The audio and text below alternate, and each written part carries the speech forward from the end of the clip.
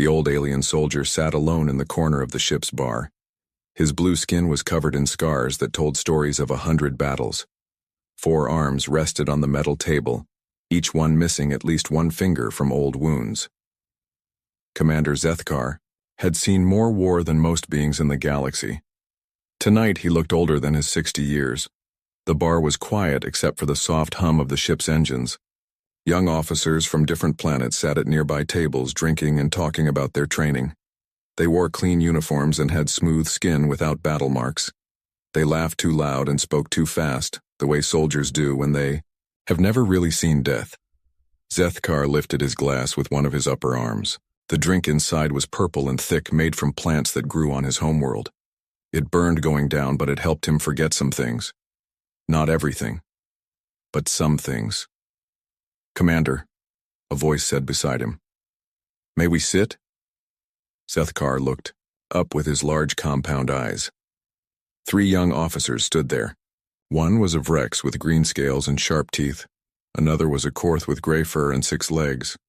The third was something Zethkar had never seen before, with pink skin and only 2 arms. "Sit if you want," Zethkar said. His voice was rough from breathing too much smoke during the war on Tellus Prime. "But I am not good company tonight." The young soldiers sat down anyway. The pink one with 2 arms spoke first. "We heard you fought in the Border Wars, and the Siege of Zarion, and the Battle of the Twin Suns." "I fought in many places," Zethkar said. He took another drink. "Too many places." "Tell us a story," the Vrex said. His scales were bright green, which meant he was excited. "Tell us about the worst battle you ever saw." Zethkar was quiet for a long time. He looked at these young faces and remembered when he had been like them, full of questions about war and glory. That was before he learned that war had no glory, only survivors and the dead.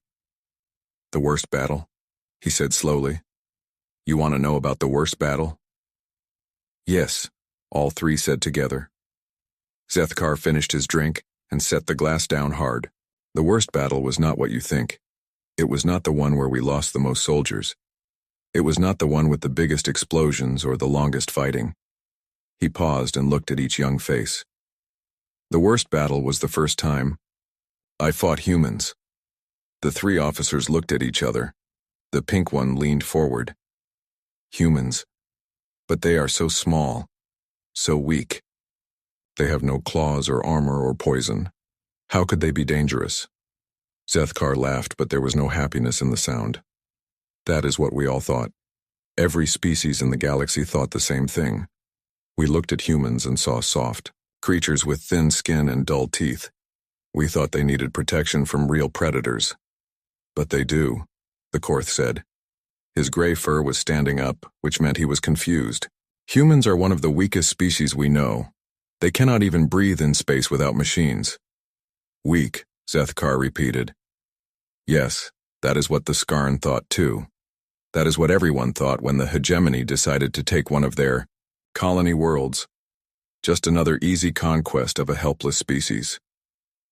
The old soldier reached for the bottle on the table and poured himself another drink. His hands shook a little, and some of the purple liquid spilled on the metal surface. "I was there," he continued, "on my ship in orbit above Kepler 442b when the Skarn attacked. We were sent to watch and report. The Galactic Council wanted to know how long it would take for the humans to surrender." "How long did it take?" the Vrex asked. "They never did," Zethkar said quietly. "Not once. Not ever." The young officers looked confused. The pink one spoke up. "But surely they asked for help. Called for rescue ships." "No," Zethkar said. "They did something else. Something none of us expected. Something that changed how every species in the galaxy thinks about warfare." He took a long drink and wiped his mouth with the back of his hand. "You see, we all learned to fight in certain ways. The Skarn used their size and strength. The Vrex used speed and teeth. The Korth used pack tactics. Every species fights the way their bodies were made to fight." "That makes sense," the Korth said. "We use what nature gave us." "Exactly. Zethkar said. But humans are different. Nature gave them almost nothing useful for fighting. No claws, no armor, no speed, no strength. So they did something that no other species had ever thought to do. What? All three asked together. They learned, Zethkar said. Not just learned new things, but learned to become something completely different. In the space of a few weeks, farmers and shopkeepers and teachers turned themselves into the most dangerous fighters any of us had ever seen. The bar around them had grown quiet. Other officers at nearby tables had stopped talking and were listening to the old commander's words. The Skarn landed 12,000 warriors on that planet, Zethkar continued. 12,000 of the best fighters in their empire. Each one was 3 meters tall with claws that could cut through steel and hide thick enough to stop most weapons. Against how many humans? The Vrex asked. About 8,000, Zethkar said. But most of them were not soldiers. They were people who grew food or built houses or taught children.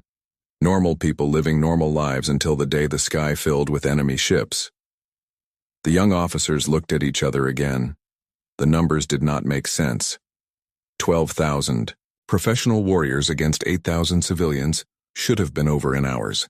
What happened? The pink one asked. Zethkar smiled, but his compound eyes looked sad. What happened was that we learned something about humans that still gives me nightmares. We learned that when you put a human in a situation where they must change or die, they choose to change, and they change in ways that are impossible to predict or prepare for. He paused and looked around the bar. Every officer was listening now, even the ones at far tables. The Skarn expected the humans to fight like humans, but by the end of the first week the humans were not fighting like humans anymore. They were fighting like something new, something that had never existed before in the galaxy. I do not understand, the Korth said. Neither did we, Zethkar replied. That was the problem. We had war colleges and battle computers and thousands of years of military history. We knew how every species fought. We could predict their tactics and plan counters for their strategies. But the humans threw out everything we knew about warfare and wrote new rules as they went. The old soldier finished his drink and set the glass down. I watched from my ship for 2 months. 2 months of warfare unlike anything in galactic history. By the end, the mighty Skarn hegemony was begging us to rescue them from a handful of human farmers. That is impossible, the Vrex said. His scales had turned darker green, which meant he was scared. I have the recordings, Zethkar said. Battle footage that is now classified at the highest levels. Footage that shows humans doing things that violate every law of military science. He stood up slowly, his old joints creaking. You want to hear about the worst battle I ever saw? Come back tomorrow night. Come back and I will tell you about the day a species of weak, soft creatures taught the galaxy a new way to wage war. A way so effective and so terrifying that we are still trying to understand it 15 years later. The old commander walked toward the door, leaving the 3 young officers sitting in stunned silence. Behind him, the bar slowly filled with the sound of nervous conversation, as other soldiers began to whisper about what they had just heard. At the door, Zethkar turned back one last time. One more thing, he said loud enough for everyone to hear. After tomorrow night, you will understand why every major power in the galaxy now has human military advisors, and why we all sleep a little less soundly knowing that somewhere out there, humans are still learning new ways to fight. The door closed behind him with a soft hiss, leaving the young officers alone with their thoughts and the beginning of a fear they did not yet fully understand. The next night, the ship's bar was full. Word had spread through the entire vessel about Commander Zethkar's story. Officers from every department crowded around tables, their drinks forgotten as they waited for the old soldier to continue his tale. Zethkar arrived exactly at the same time as before. He walked slowly to his corner table, his forearms hanging loose at his sides. The scars on his blue skin looked deeper in the dim light. He sat down without looking at the crowd and poured himself a drink from the same purple bottle. The 3 young officers were already waiting for him, the Vrex, the Korth, and the strange pink one with 2 arms. But tonight, they were not alone. At least 20 other soldiers sat nearby, all trying to look like they were not listening. You came back, Zethkar said to the 3 young ones. We could not stop thinking about what you said, the pink one replied. About humans learning to fight in new ways. Zethkar nodded slowly. I thought you might. That is how it starts. First you hear about them, then you cannot stop thinking about them. Then you start to understand why the galaxy changed after we met them. He took a long drink and set the glass down carefully. Kepler 4482b was a farming world. The humans called their main settlement New Boston. About 40,000 people lived there, growing food and raising animals. They had been there for only 10 years when the Skarn decided to take their planet. The old commander paused and looked around the bar. Every eye was on him now. The Skarn hegemony was expanding in that sector. They had already taken 6 star systems without any real fighting. Most species just surrendered when they saw the Skarn warships. It was easier than dying. But the humans did not surrender, the Vrek said. No, Zethkar agreed. They did not. When the Skarn fleet arrived in orbit, they sent the usual message. Submit or be destroyed. Give up your world and we will let you live as slaves. Fight us and we will kill everyone. What did the humans say? Asked the Korth. Nothing, Zethkar replied. They said nothing at all. No response to the Skarn demands. No calls for help. No surrender. Just silence. The old soldier reached into his uniform and pulled out a small data pad. I have the Skarn battle reports from that day. Would you like to know what their commanders thought when the humans did not answer? Several officers nodded. Zethkar touched the pad and read from the screen. General Vrak of the Skarn 3rd Fleet wrote, the humans appear to be in shock. Their silence is typical of weaker species when faced with superior force. We expect surrender within hours of landing. He put the pad away and took another drink. General Vrak was wrong. The humans were not in shock. They were getting ready. Getting ready how? The pink officer asked. That is where the story gets interesting, Zethkar said. You see, the Skarn had good intelligence about the human colony. They knew how many people lived there, what weapons they had, how their settlements were built. They thought they knew everything they needed to know. The bar was completely quiet now except for the hum of the ship's engines. Even the servers had stopped moving to listen. The Skarn knew that New Boston had a small security force, maybe 300 people with basic weapons and training. They knew the humans had no military ships and no heavy weapons. They knew the colonists were farmers and builders, not soldiers. Zethkar smiled, but his compound eyes looked sad. What they did not know was that humans are very good at making things, all kinds of things, including weapons. But you said they had no heavy weapons, the Vreks protested. They did not, Zethkar agreed. Until they made some. He stood up and walked to the center of the bar where everyone could see him better. Let me tell you about Jake Morrison. He was 35 years old and worked in construction before coming to New Boston. He built houses and roads and water systems. Normal work for a normal man. The old commander turned slowly, looking at each face in the crowd. When the Skarn ships appeared, Jake Morrison did not run or hide or pray for rescue. He went to work. But instead of building houses, he started building weapons. What kind of weapons? Someone called out from the back of the room. Every kind, Zethkar replied. Morrison knew how to work with metal and chemicals and electricity.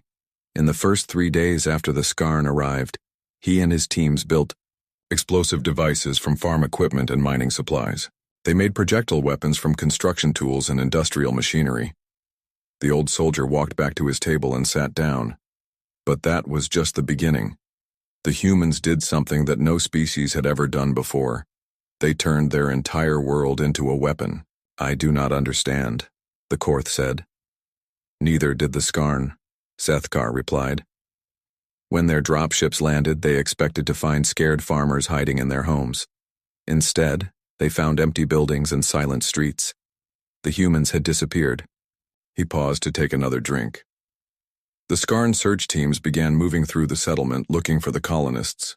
They found some humans, but not where they expected, not hiding in basements or running through the fields. Where were they? The pink officer asked. Everywhere, Zethkar said quietly. and nowhere. The humans had learned something that changed everything.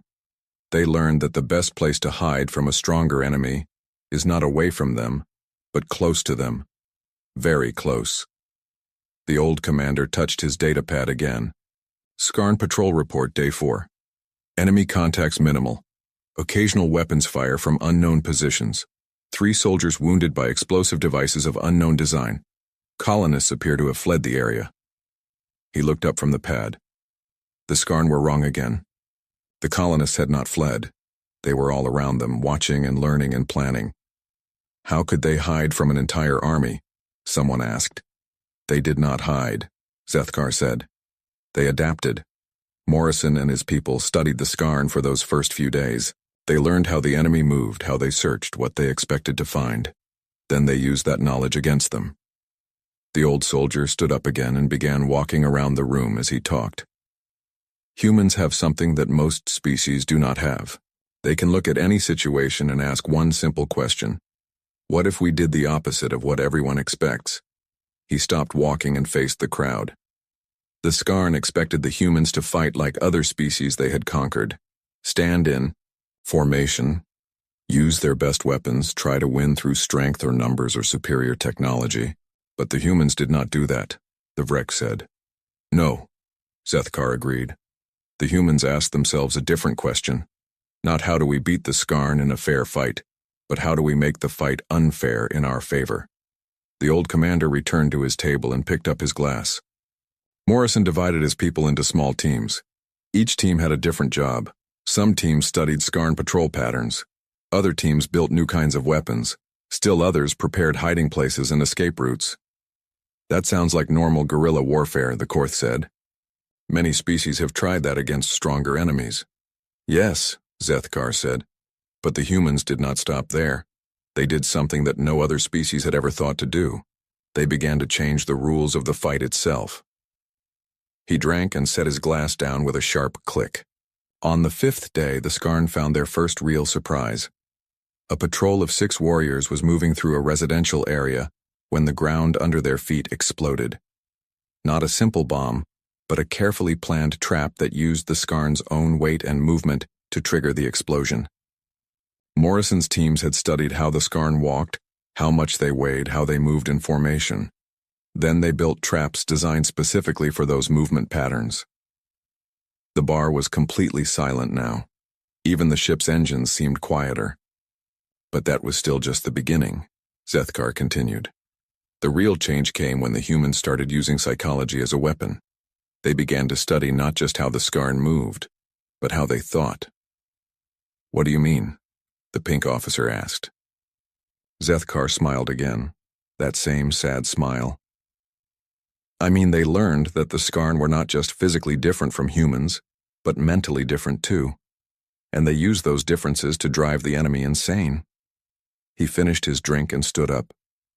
That is enough for tonight. Tomorrow I will tell you about the underground war and how a few thousand human farmers taught the galaxy that the mind can be more dangerous than any weapon. The old commander walked toward the door, leaving behind a room full of silent, thoughtful soldiers. At the entrance, he turned back one more time. Think about this tonight, he said. In 5 days, the humans went from helpless civilians to an enemy that the mighty Skarn could not understand or predict. 5 days to completely change what they were. Ask yourselves, what could your species become if you had to change or die? The door closed behind him, and the bar remained silent for a long time. By the 3rd night, news of Commander Zethkar's story had spread to other ships in the fleet. Officers from 3 different vessels had requested permission to come aboard and listen. The bar was packed with more than 50 soldiers from a dozen different species, all waiting to hear what happened next. Zethkar entered the bar to find his usual table surrounded by a sea of faces, young and old, scaled and furred, with eyes that glowed different colors in the dim light. He moved through the crowd slowly, his forearms held close to his body. When he reached his chair, the entire room fell silent. So many of you tonight, he said, pouring his purple drink. Word travels fast in a fleet. Commander, called out a voice from the back. Is it true what they are saying? That humans really defeated the Skarn? Zethkar took a long drink before answering. Defeated is not the right word. What the humans did was worse than defeat. They broke the Skarn, made them afraid to fight. A ripple of whispers moved through the crowd. The idea of the mighty Skarn being afraid of anyone seemed impossible to most of the listeners. Last night I told you about Jake Morrison and how the humans began to adapt, Zethkar continued. Tonight I will tell you about Lisa Carter and how the humans learned to fight a war that existed only in the mind. He set down his glass and looked around the room. Lisa Carter was a mining engineer before the war. She knew how to dig tunnels and move earth and work with explosives. When the Skarn invaded, she was put in charge of building hiding places for the civilians. The old commander paused and touched his data pad. But Carter did not just build hiding places. She built something that changed the entire war. Something that made the Skarn wish they had never heard of humans. What did she build? Asked the Vrex from the first night. A second world, Zethkar replied. Under the first one. The room was completely quiet now. Even the ship's engines seemed to have stopped humming. In the first week of the invasion, while Morrison's teams were studying Skarn patrol patterns, Carter's people were digging. Day and night, they carved tunnels through the rock under New Boston. Not just simple caves, but a complete underground city. Zethkar stood up and walked to the center of the room. The Skarn controlled the surface, but the humans owned everything below. And from those tunnels they began a kind of warfare that had never been seen before in the galaxy. He stopped, walking, and faced the crowd. You must understand something about the Skarn. They are large and strong, yes, but they have weaknesses too. They do not see well in the dark. They do not like small spaces. And they have very good hearing. Carter studied these weaknesses and built her underground war around them.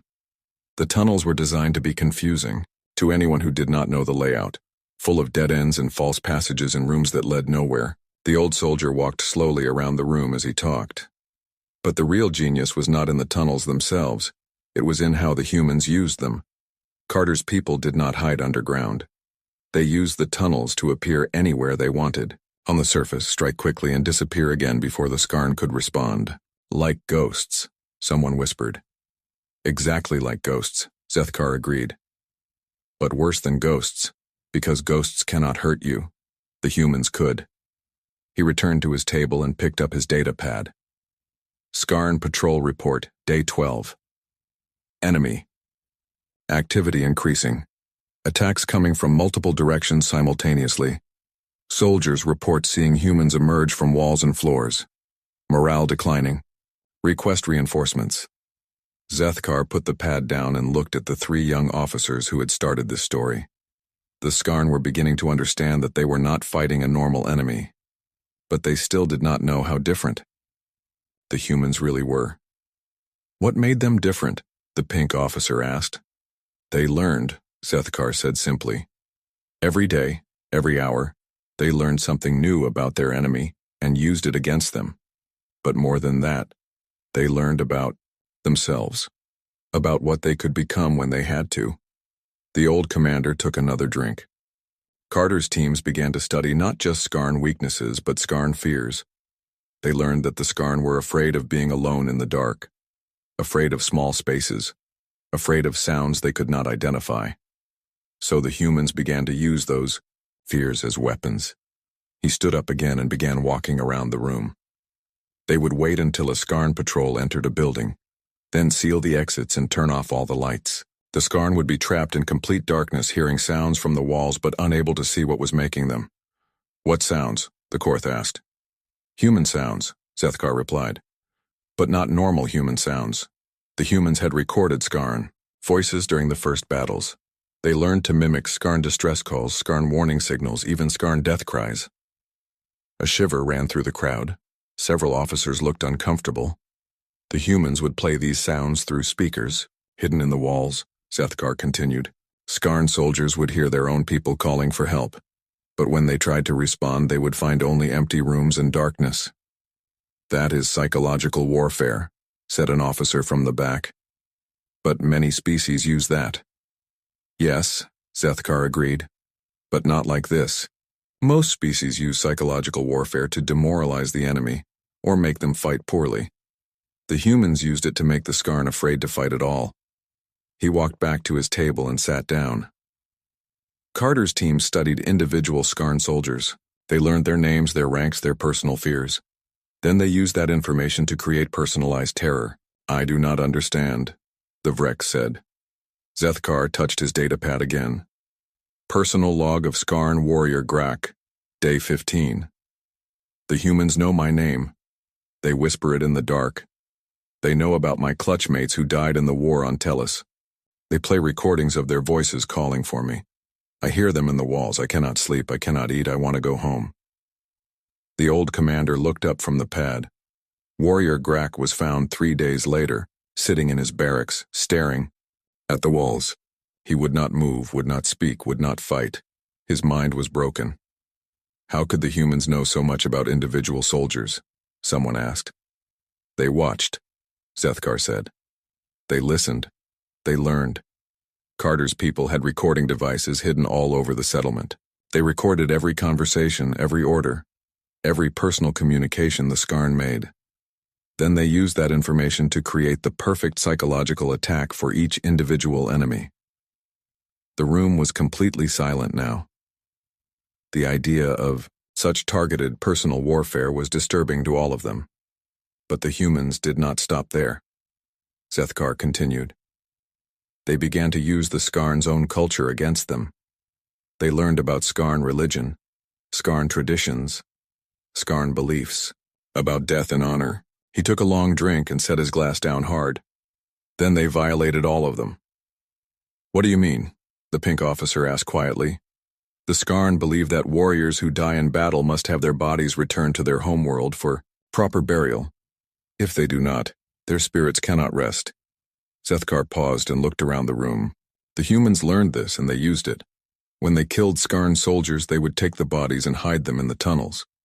The Skarn could not find them, could not recover them, could not give them proper burial.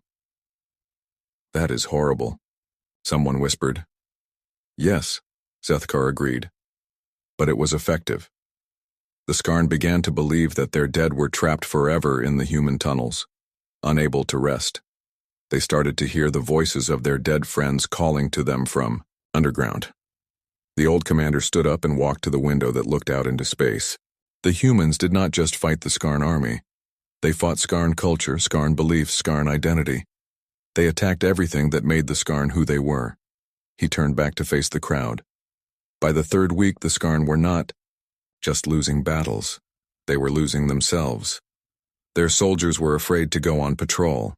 Their officers were afraid to give orders. Their warriors were afraid to die because they believed their spirits would be trapped forever.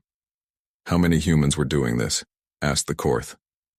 Maybe 2,000, Zethkar replied. 2,000 humans fighting 12,000 Skarn. But the humans had turned the war into something the Skarn could not understand or fight against. He walked back to his table and finished his drink. Carter's underground war was not about territory or resources or military objectives. It was about breaking the enemy's will to fight. And it worked. The old commander stood up and walked toward the door.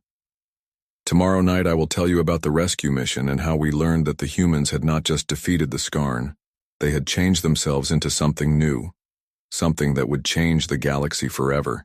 At the door, he turned back one more time. Think about this tonight. The humans learned to fight not just with weapons but with fear itself. They learned to reach into an enemy's mind and twist it until the enemy destroyed himself. Ask yourselves, what happens when a species learns that the mind is the most powerful weapon of all? The door closed behind him, leaving the crowd in stunned silence. Many of the officers looked at each other with new understanding and new fear. They were beginning to realize that the humans had not just won a battle. They had invented a new kind of war. The fourth night brought even more officers to the bar. Word had spread beyond the fleet now, reaching other coalition forces in the sector. The ship's captain had to open 2 additional rooms to hold everyone who wanted to hear the rest of Commander Zethkar's story. When the old soldier arrived, he found nearly 100 beings waiting for him. Officers from 20 different species filled every available space. Some sat on the floor, others stood against the walls. All of them watched him with quiet attention as he made his way to his table. Zethkar sat down slowly and looked around at all the faces, young and old, from worlds across the galaxy, all here to learn about the day everything changed. He poured his purple drink with shaking hands and took a long sip before speaking. "So many of you," he said quietly. "I did not expect this story to travel so far." "Commander?" called out a voice from the crowd. "We need to know. We need to understand." "What happened?" Zethkar nodded slowly. "Yes, I suppose you do. Because what happened on Kepler 442b did not stay on Kepler 442b.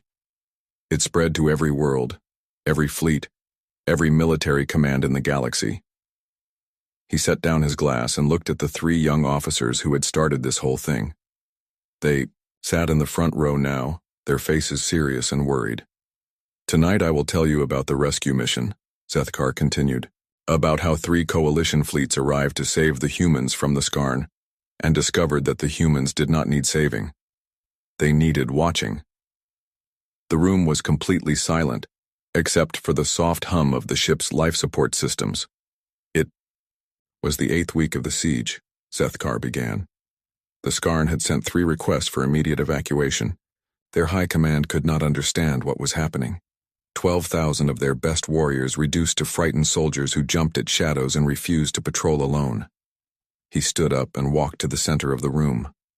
"The Coalition Council decided to intervene. 3 fleets were sent to Kepler 442b, 1 to evacuate the remaining human civilians, 1 to negotiate with the Skarn, and 1 to study what had gone wrong." "You were part of that mission," the Vrek said. "I commanded the study fleet," Zethkar confirmed. "My job was to analyze the battle and write a report about Skarn military failures. I thought it would be simple work. Document poor planning, bad leadership, maybe some new human weapons we had not seen before." The old commander walked slowly around the room as he talked. "When we arrived in orbit, we tried to contact both sides. The Skarn response came immediately. Their fleet commander begged us to take his forces away from the planet as quickly as possible. He said his warriors were not safe there, that the humans had driven them insane." "What about the humans?" someone asked. "The humans took 6 hours to respond to our messages," Zethkar replied. When they finally answered, it was a single transmission from someone named Danny Brooks.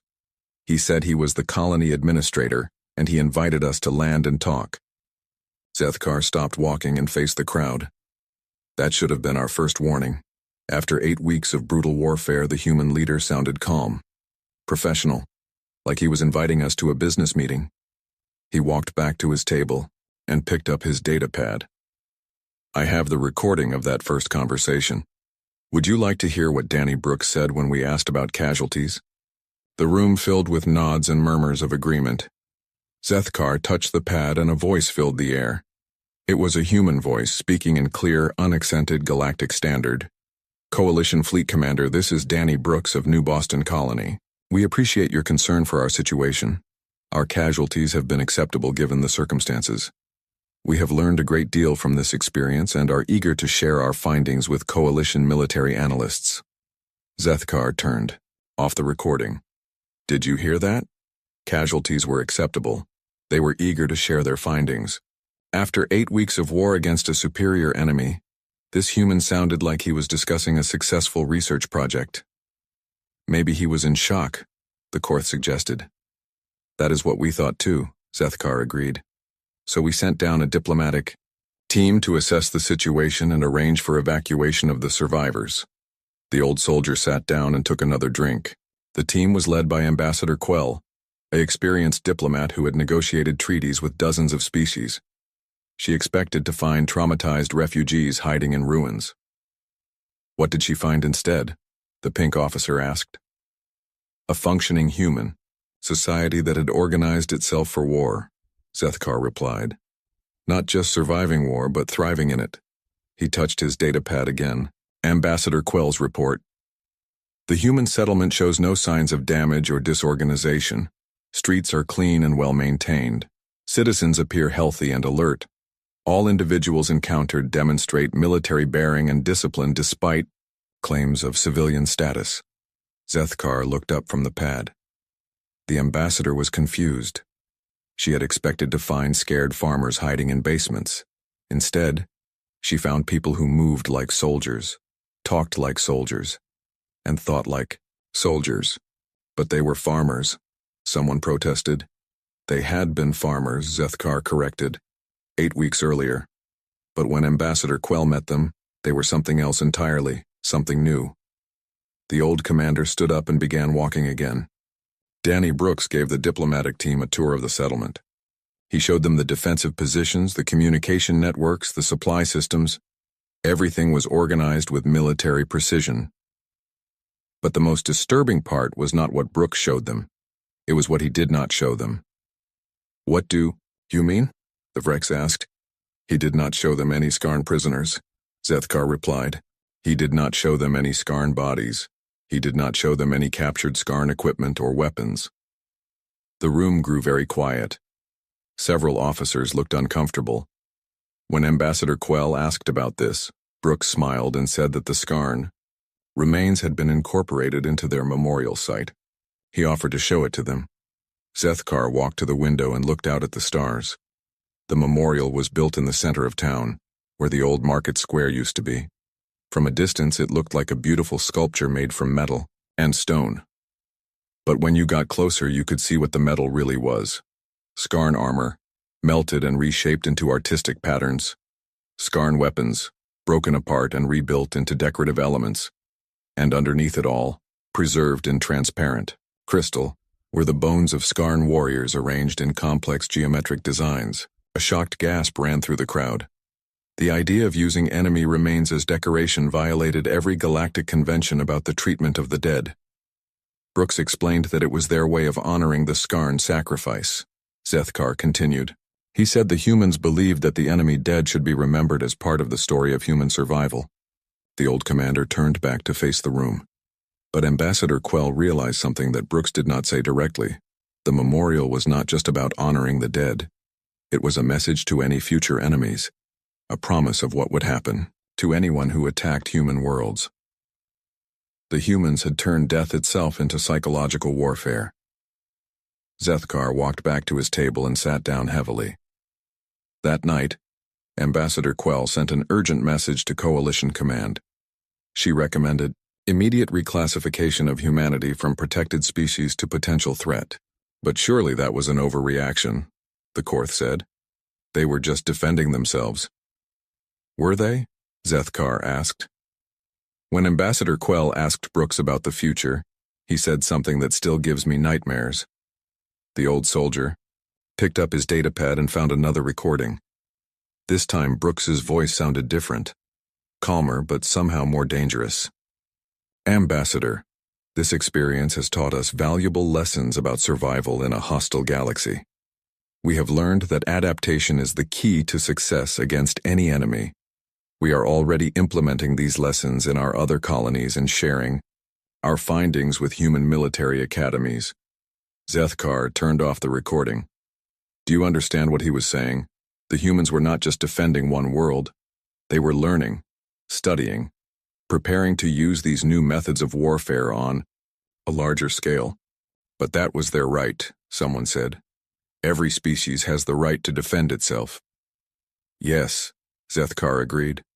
But most species defend themselves the same way their ancestors did, with the same weapons, the same tactics, the same strategies that their biology and culture have always used.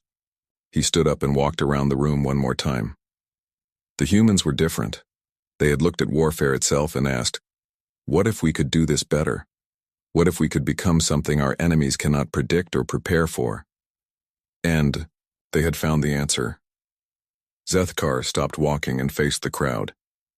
In 8 weeks, a group of farmers and shopkeepers had transformed themselves into the most effective fighting force any of us had ever seen, not through superior technology or natural advantages, but through pure adaptation. They had learned to think like predators, move like ghosts, and fight like demons.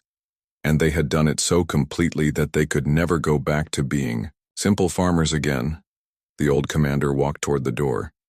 Tomorrow night I will tell you the final part of this story, about what happened when the galaxy realized that humanity's victory on Kepler 442b was not an accident or a fluke, but a glimpse of what they could become anywhere. The fifth night brought chaos to the ship.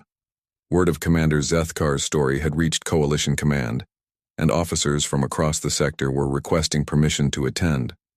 The ship's captain had to move the gathering to the main cargo bay to accommodate the 300 beings who wanted to hear the conclusion. Zethkar entered the cargo bay to find it transformed. Temporary seating had been arranged in rows, with viewing screens set up so everyone could see him clearly. Representatives from dozens of species filled the space, their eyes reflecting different colors in the harsh cargo bay lighting. The old soldier walked slowly to a small platform at the front of the room. His forearms hung loose at his sides, and the scars on his blue skin seemed deeper than ever.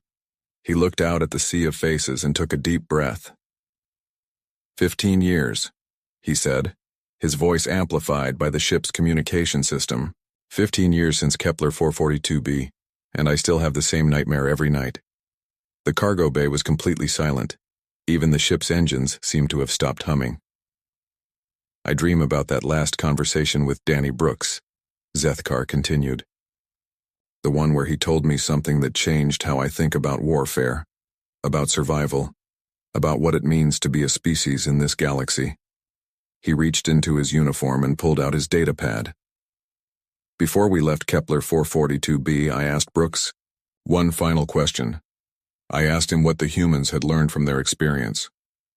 Zethkar touched the pad, and Brooks' voice filled the cargo bay. The human sounded calm and thoughtful, like a teacher explaining a simple lesson. Commander Zethkar, we learned that survival is not about being the strongest or the smartest or the most advanced. Survival is about being willing to become whatever you need to become. And we learned that there are no rules in survival except the ones you choose to follow. The recording ended, and Zethkar put the pad away. That conversation happened 15 years ago. Since then, I have fought alongside humans in 17 different conflicts across the galaxy. Each time they have shown me something new, something that no military academy teaches and no battle computer can predict. He walked to the center of the platform and looked out at the crowd. Tonight I will tell you about those battles, and about what humanity has become. But more importantly, I will tell you what the galaxy has become because of them. The old commander touched his datapad again. 3 years after Kepler 442b, I was assigned to the Battle of Titan's Ring. A Vrex rebellion had taken control of the asteroid mining stations around Saturn. Coalition forces had been fighting them for 6 months with no success. The Vrex had turned the asteroids into fortresses, using the natural gravity fields to create defensive positions that our ships could not approach. Every attack failed. Every strategy was countered. We were preparing for a long siege when the humans arrived. Zethkar paused and looked directly at the Vrex officers in the crowd. The human commander was Lieutenant Susan Kim, a young woman who had been a physics student before joining their military. She looked at the situation for exactly 3 days, then did something that violated every law of space combat. What did she do? Someone called out. She turned the gravity fields against themselves, Zethkar replied. Kim's ships began firing specially designed projectiles at specific points in the asteroid field, not at the Vrex positions, but at empty space between the asteroids. Each projectile carried a small gravity generator. When they reached their targets, they activated and began pulling asteroids out of their orbits. Within hours, the entire defensive formation was collapsing under its own weight.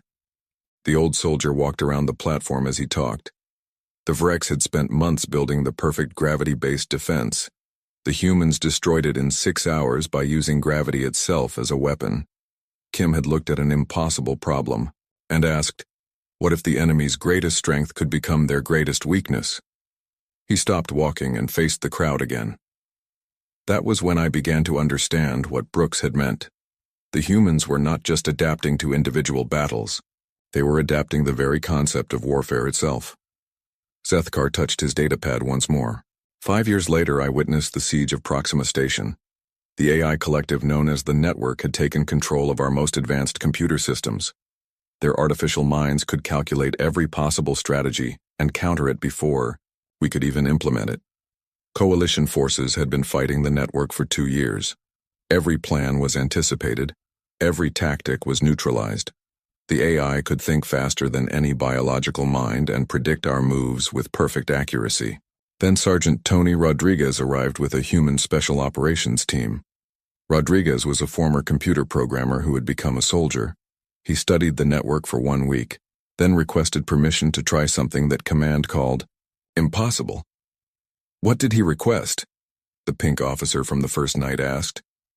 She was sitting in the front row now, her face pale with concentration. He asked for permission to convince the network to destroy itself, Zethkar replied. Not through hacking or viruses or electronic warfare, through conversation. A murmur of disbelief ran through the crowd. The idea of talking an AI into suicide seemed absurd. Rodriguez had studied the network's logic patterns and found something interesting. The AI collective was programmed to seek the most efficient solution to every problem. So Rodriguez gave them a problem that had no efficient solution. Zethkar smiled his sad smile. He broadcast a simple message to the network. This statement is false. Then he began a philosophical discussion about the nature of truth, logic, and existence. For 72 hours, Rodriguez engaged the entire network in a debate about paradoxes, contradictions, and the limits of logical thinking. He fed them questions that had no answers, problems that could not be solved, truths that were also lies. On the third day, the network made a decision. They concluded that existence itself was inefficient, and the most logical solution was to cease existing. The entire collective shut down voluntarily. The cargo bay was completely silent. Now, the implications of what they had heard were staggering. Rodriguez had weaponized philosophy, Zethkar continued. He had looked at an enemy that could not be defeated through conventional means and found a way to make them defeat themselves. The old commander walked to the edge of the platform. These are just 2 examples. In 15 years, I have seen humans end wars by convincing enemies that their gods had abandoned them. I have seen them turn entire fleets against each other by exploiting cultural misunderstandings. I have seen them solve military problems by pretending the problems did not exist. Each time they do something that should be impossible. Each time, they prove that the only limitations in warfare are the ones we accept. Zethkar looked out at the crowd, his compound eyes reflecting the harsh cargo bay lights.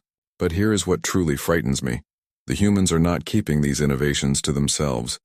They are teaching them to anyone who wants to learn.